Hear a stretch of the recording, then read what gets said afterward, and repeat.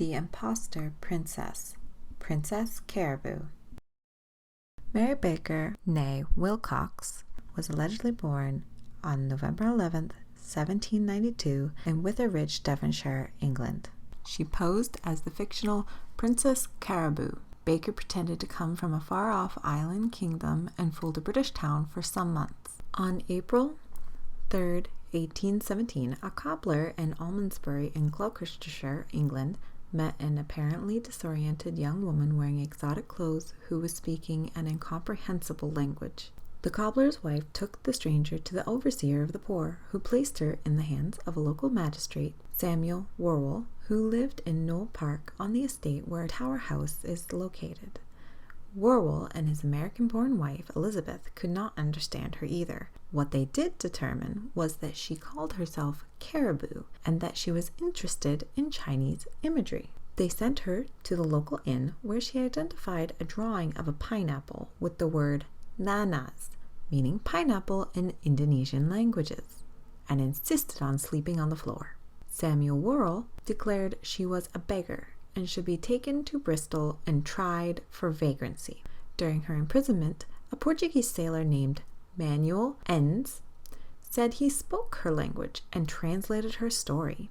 According to Enns, she was Princess Caraboo from the island of Javasu in the Indian Ocean.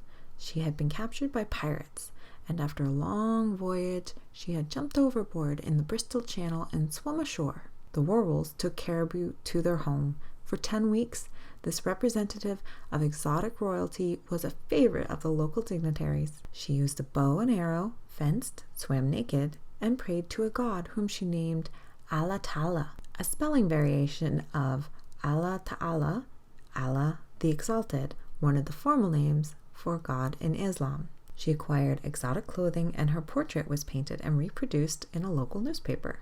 Her authenticity was attested to by Dr. Wilkinson, who identified her language using Edmund Fry's Pantographia, which was an encyclopedia of known alphabets and scripts, and stated that marks on the back of her head were the work of Oriental surgeons. Newspapers published stories about Princess Caraboo's adventures, bringing her national acclaim. Eventually, the truth surfaced, however, and a boarding house keeper, Mrs. Neal, recognized her from the picture in the Bristol Journal and informed her hosts. This would-be princess was in truth Mary Wilcox, a cobbler's daughter from Witheridge, Devon.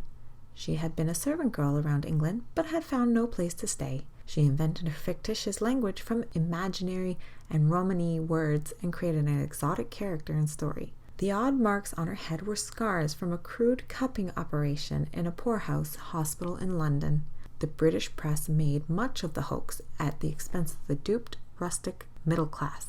Mrs. Worrell took pity on her and arranged for her to travel to Philadelphia, for which she departed on the 28th of June, 1817. On September 13th, 1817, a letter was printed in the Bristol Journal, allegedly from Sir Hudson Lowe, the official in charge of the exiled Emperor Napoleon on St. Helena. It claimed that after the Philadelphia-bound ship bearing the beautiful Caraboo had been driven close to the island by a tempest, the intrepid princess impulsively cut herself adrift in a small boat, rowed ashore, and so fascinated the emperor that he was applying to the Pope for a dispensation to marry her.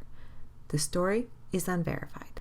In the U.S., she briefly continued her role, appearing on stage at the Washington Hall, Philadelphia, as Princess Caraboo, with little success. Her last contact with the Worrells was in a letter from New York in November of 1817, in which she complained of her notoriety. She appeared to have returned to Philadelphia until she left America in 1824, returning to England. In 1824, she returned to Britain and exhibited herself for a short time in New Bond Street, London, as Princess Caraboo, but her act was not successful. She may have briefly traveled to France and Spain in her guise, but soon returned to England. In September 1828, she was living as a widow in Bedminster under the name Mary Burgess, which was in reality the name of a cousin.